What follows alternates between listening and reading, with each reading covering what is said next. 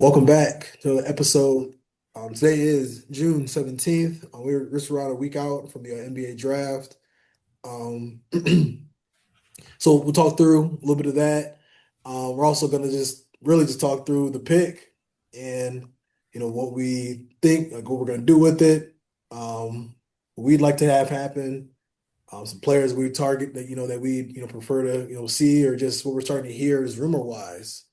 It's that time of year where you start to see some, potentially see some big time trades pop off. So we'll dive into that. We're also going to talk about some, a few players out of college that we would like to see if they do intend on using the pick. But start these off. I'll kick it over to you, Eats. Want to see your thoughts on, 21st overall pick, some stuff you've been hearing, some of the players you'd like to see fit wise, and jump in. Yeah, so I think the we are in a very interesting spot, just being coming off the 60-win season, having such a young roster, talented roster, um, and also having the 21st pick, which I think is a good combo to have. I think what we need to really look into now as a franchise is like roster construction to get to this championship. I think we clearly know we have some pieces or the assets to make it work.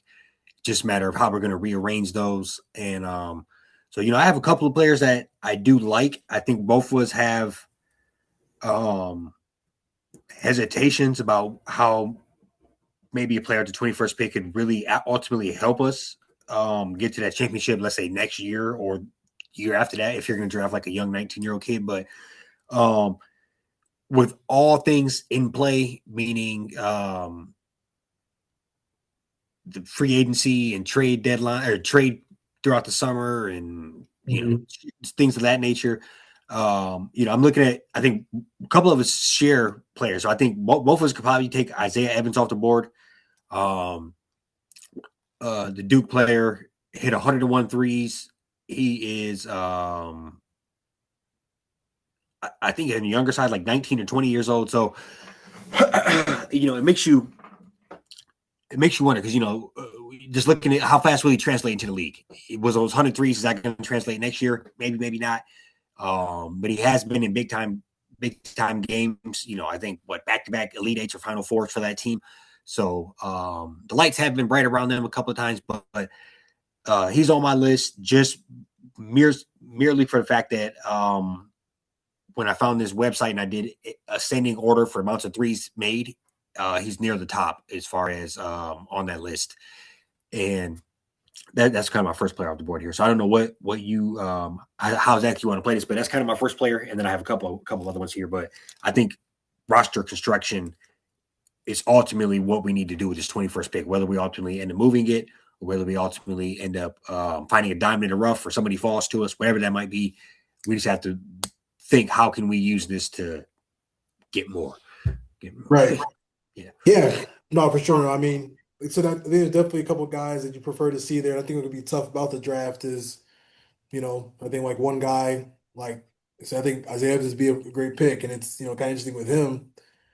Like, see him all the way in the lottery. You also see him all the way in the second round. Mm-hmm. There's a guy like that I also have. Cameron Carr, good player, shoot the ball, play defense. You seen him as high as 13th.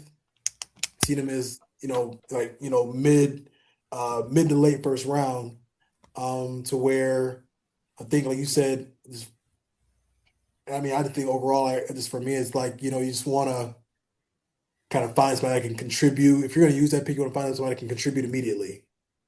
Um, and not so much, have like a project. And I don't know. I just think like I would just kind of prefer it to be somebody that, can maybe play the wing as well. You can be more interchangeable, not really even interested in like smaller guards, combo guard type guys, because I just feel like, I don't think that can be like a consistent punch that we're looking for that we think this team needs. As to why, like I think wouldn't mind the pick got traded. To where it's just like maybe want to kind of see we can trade up, maybe get a little bit more of a proven player to help contribute immediately, maybe, or just go get a proven guy. Given what a lot of these teams want to do in the NBA or in the NBA right now, as far as just making moves to their teams as well. Yeah. No, I think very rarely do you see a player even in the 20s be that impactful year one. Um, and then you're asking for somebody to come in, and we're looking for not just impact on a bad team, we're looking for specific impact on a good team. Yeah. I think I think that is harder to come by, but if you can find a good fit, it could be prime. And I think that kind of takes me to my next player. We both would probably be happy and want to keep the pick if this were to happen. Another player that you see kind of on like a 8 to 10 pick window, and that's our beloved Yaxel, the 2025 2026 champion at Michigan. So I think he is, Yeah. if they're available, I don't, I think if he's there available, you turn the card in immediately and don't ask no questions. I think Hmm. he'll come in and in place sound minutes for what we need and give us a lot of versatility. Um, I wouldn't want him to be a primary ball handler in the league, but he could start break if you needed him to. He can hit the three. He can play a little bit of post type player. He's a pretty solid defender, and more so, I think the biggest thing about somebody like him is, and it sounds cliche and it sounds whatever. I do think he buys in and he wants to win.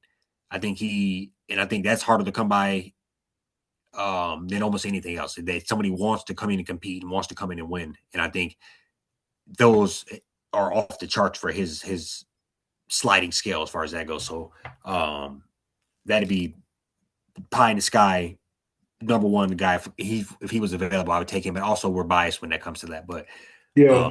I've seen him Yeah. as high as like 10, and I've seen him. Um, I actually haven't seen him go past us in the draft, but I've seen him somewhere in the early 20s. So Okay. another 10 or 11 spot window.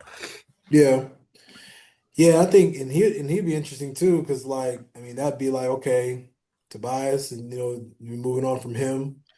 That'd be a pick. If that were to be something that would happen, and then you still just kind of have. So I think like the bigger need might be, or like how I guess how you choose to address that too, or like what I'm saying, like trying to give like, you know, Kane a running mate, or more of a proven scorer, where it's like, if we do that, do they want to get like a CJ McCollum or somebody like that? Mm-hmm. So that's an interesting one. But I think one of the players that I'm looking at, and I think this is kind of one that's a little more layered, kind of very likely. I'm just kind of looking at, a couple of different angles with this guy in particular. His name is Jaden Quaintance. Um, Played at Arizona State as a freshman. It's probably where most of like his highlights are of just like what he's been able to do. He didn't play much of Kentucky. Averaged 5 points and 5 rebounds. Didn't play a ton last year. But I mean, I think, and this is really hypothetically speaking, that Jalen Duren is traded before the draft, or there's something that kind of happens during the draft. But what I like about Quaintance is, he plays similar to Jalen Durham, but he already has a jump shot that can be developed into something more consistent. I think he has a little more of an offensive game, like a versatile offensive game, while also being able to catch lobs, and be very good in the pick and roll. Where with Duran, we've kind of seen he's kind of limited to the points where we're all concerned about how much money he could get. Um, so this is more of like a pick to kind of throw out there where I think it could give us more cap flexibility going forward. I do think this is a guy that could be like a plug and play. A little bit of risk there with the injury. The kid's coming off an ACL. We did play a little bit last year. Um, that just gives us a little more flexibility to really upgrade that too. Isaiah Stewart expand more into like a 30 plus minute player. Mm-hmm. Um, And yeah, I mean, just give us, make a little more, doing a little more upgrades. Trey Murphy, Tyler Hero, like you kind of throw out guys like that you could really target as far as trying to upgrade the team overall. So I don't know. I think that's Yeah. one a little far-fetched, but No, I'm not mad at that at all because I think that is what a successful team seems to do in modern basketball. Not to say that we're on, but I think it does scare me to drop a $200 million check in front of Duran when you look at the Aidens and shit of recent nature where the big guy just kind of flares out and the game just it it just kind of their game just gets stunted. It seems, and then they lose a little juice and jumping and whatever midway through that contract. And next thing you know, you're paying a dude $40 million a year to give you 10 and 10. So I think Yeah. those type of things do scare me. And keeping that young juice. I hate to say this comparison, but it's kind of like if you have the rest of your team filled out, the center can kind of be like a running back of the NFL, where you can find somebody to hold it down, rebound, run the floor, dunk. You know, I mean, if you're paying the rest of the roster. you So look at like, I mean, look at Doncic. I mean, he's throwing to Jackson Hayes, Daniel Gafford. You mhm. know, hey, we got a guy that is good, if not better, that is going to be able to really take. He's going to be able to elevate guys just as well as I Yeah, think. So I think a guy like Jaden Quayton's being a freshman, come off the bench, give you 6 and 4. Develop. He might be a guy in a couple years. You know what I'm saying? Where he just kind of gives you some more flexibility. Right now, like I like yeah. Duran. He's 22, but And it's I just trading the think chips in and going more for like you said, you're not losing him completely. You're getting this young center, and then you're going all in that backcourt with Hero or whoever it might be. So you right. are you're locking in. No, so I ain't mad at that at all. So I think first pick, first time around, I said Isaiah Evans the best shooter in the draft. Last one, Yaxel, true Michigan fan. You know what that is.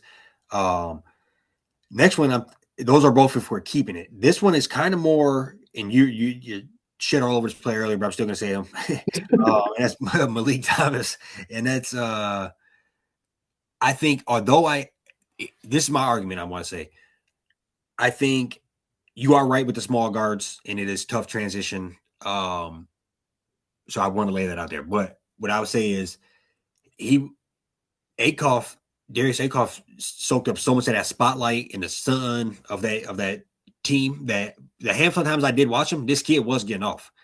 It just happened to be 8 to 10 points less than old boy was getting, and didn't Yeah. remove a couple of the 50 pieces. So I think that's where I look at 80. Shot 41% from three, hit 82 of them. Off ball damn near the whole time. Because he had to kind of play the behind in Akoff spotlight. So those are all kind of things I'm thinking positive, but also more importantly, I think he might be if you're going to keep him, I think it's a kind of high risk, low like a high risk, high reward type of deal. Because if he does pan out and he just wasn't as good as Akoff, then I think you kind of fell into something like a good kind of one of them Kentucky type, Calipari type, where Oh yeah. one went under the radar because the other one shined so bright, which always happened over around there. Um, Okay. Yeah. and that's kind of where I'm coming with that. And then I think ultimately, if you are going to move it, I think people could get excited about him on a young piece, a young point guard, hit 100 threes in college as the back as secondary option. Uh, Yeah. and kind of go from there. But I do agree if Yeah. he Yeah. and it would just be that backcourt would be so loaded with No, for players that sure. It's tough because there is like the Tyrese Maxeys and like the De'Aaron Foxes, but then there's also like the Ty Washingtons, like the guy. You know what I'm saying? Like he's, I know, and the track record crazy, but there's also kind of them guys where I'm like, you just don't know. That's just my only thing. It's like these guys, if they're not Brandon doing Knights. The Brandon. what? Yeah, I mean, there's a couple but like I said, you got a couple that were like they were solid rotational guys, but there's For sure. also some that just really really didn't pan out. But yeah, I just feel like sometimes the small guards got to do something spectacular, or else like yeah, I mean they just kind of tend to blend in. But I do see what you're saying. I mean, Risk could be a guy to where he could be. I mean, if be an off guard and can kind of just be can kind of turn into a 15, 20 game guy in a couple years. I just, I think you agree with this too. It's just like, he's 19. You know what I mean? It's like, is Yeah, that he's a young boy. like, what are we expecting from, we going to get Dylan Harper from him in the playoff? You know what I'm saying? Like, not likely.